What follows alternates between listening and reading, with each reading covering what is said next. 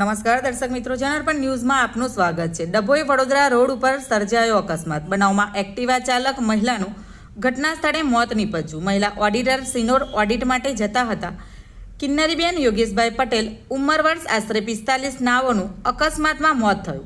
Steering પરથી કાબુ ગુમાવતા ડિવાઈડર સાથે અથડાતા મોત નીપજ્યું।